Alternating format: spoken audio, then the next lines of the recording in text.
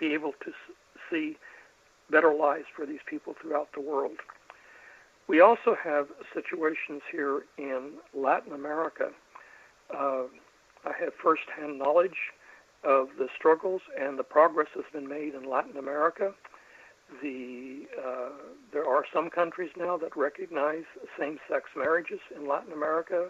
Great progress there. We would never believe that was possible a few years ago.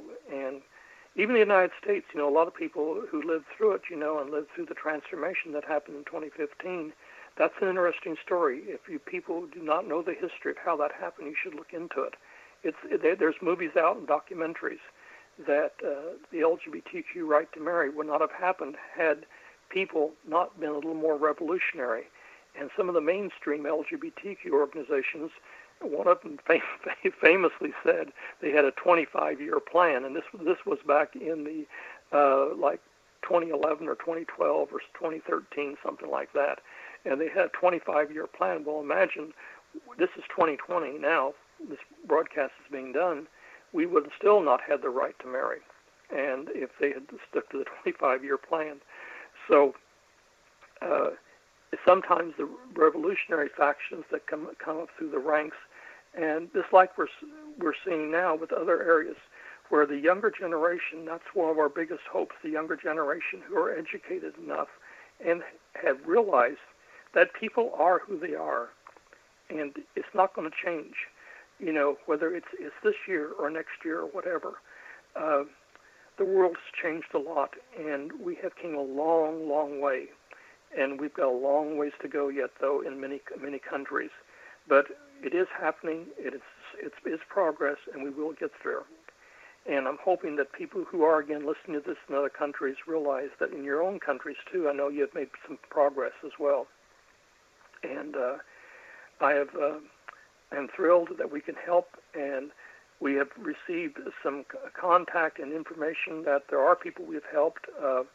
We would like, and possibly we are looking at this as possibly to be able to expand our broadcast to include other countries in it. We had looked at this, I think some of you may even know this who are listeners, that we had looked at doing this, a little over a year ago, a year and a half ago, and that would have been with a hookup that we had located in Spain. And that still could develop. I don't even know, but it didn't work out. We are looking to hook up with some other organizations as well in our broadcast and do joint broadcast. That is still a possibility. That these are based out of the United States here, and if you listen to some of our recent broadcasts, we're still hopeful that could be developed to benefit both of our listener bases. These are podcasts and other radio programs. There is a language element here because we do broadcast in English, and if we're broadcasting in Europe, we have to be certain of the European broadcasts that we do, or the people we're broadcasting to, do hear us in English. So that's an important factor as well. And the same goes for the other countries we're broadcasting into. We do have listeners in other parts of the world who do listen to us in English, and that's a consideration. And that you continue to tune in and listen to us is a very positive point, and that is great news for us. You can contact our radio station or email us in, and you will.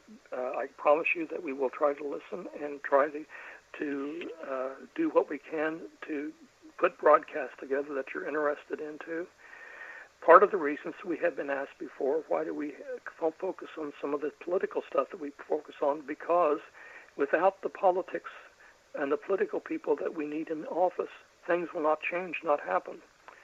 There's a lot of us that feel that the United States took many steps backward when the current administration we have came into power in 2016. And that's a whole other story. I won't go into that here, but, on a local level, we are hopeful that in the local and state level here, where we're broadcasting from in Florida, that we can make a difference.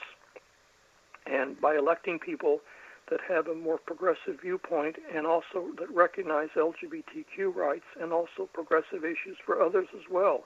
We have many minorities in the country, in the United States, who have suffered under the current administration. We went through the horror of seeing them lock up children in cages on our border. they have closed down immigration except to people who sometimes are taking American jobs, and that immigration is not all bad. But when you're displacing American workers and giving their jobs to them, that is bad. Then we've also went through a lot of other changes in the country here in the number of years that we've moved forward. But we got to keep moving forward, and unfortunately, we may not be. I'm not sure yet, but people have been asking us about MBF. That's the Miami Book Fair. It's one of the largest book fairs in the world, and we have an incredible opportunity to do outreach there, and we meet incredible people every year that this has been going on. And I'm not sure if it's going to happen this year or not, and there's a big question mark hanging over that. That's in November. Those of us, and we've met so many people, we've met listeners who listen to us on a regular basis at MBF and in person, and that's been thrilling in the past. So we have a lot to cover, and we're hoping that we're going to be on the air here and be able to put some of these relationships together that we want to do, and we can see how we progress then as we move forward.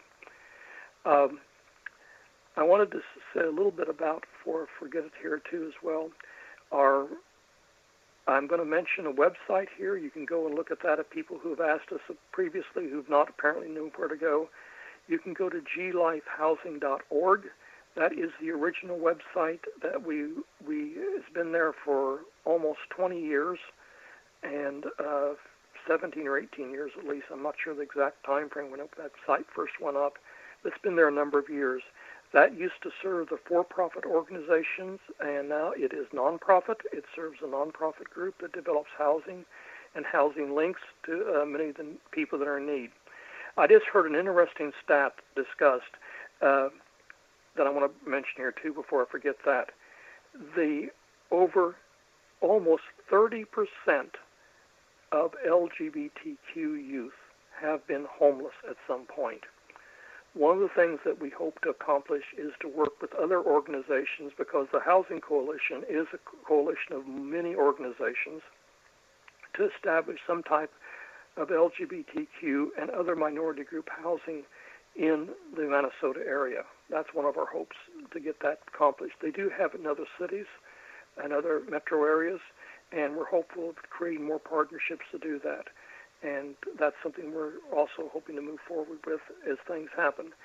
Unfortunately, COVID-19 has thrown many wrenches into what we have been planning to do, and I wish I could say there were some positives that came from it. Maybe the positives is for the environment, because the environment has not been suffered as much.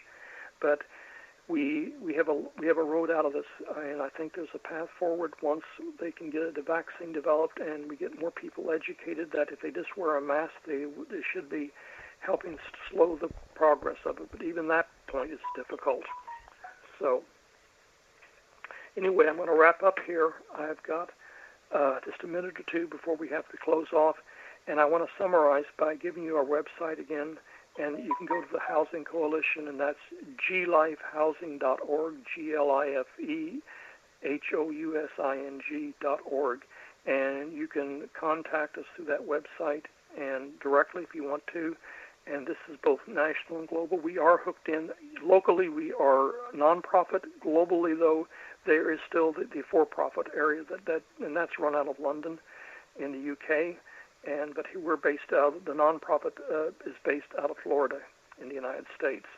I want to thank you all for listening. I want to thank you for being some of you who are our steady listeners from all across the world, and continue listening. If there's things that we can do to help you and to help your own causes, please let us know. We are always looking for interesting speakers, and just keep us informed, and I will be happy to get back with you. And just let us stay in contact and keep listening. Okay, with that, I'm going to close. Thank you for listening, and we hope you've enjoyed today's discussion. This has been Coastal Progressive and Rainbow Forum on Society Bites Radio, and I've been your host, Steve Ryan.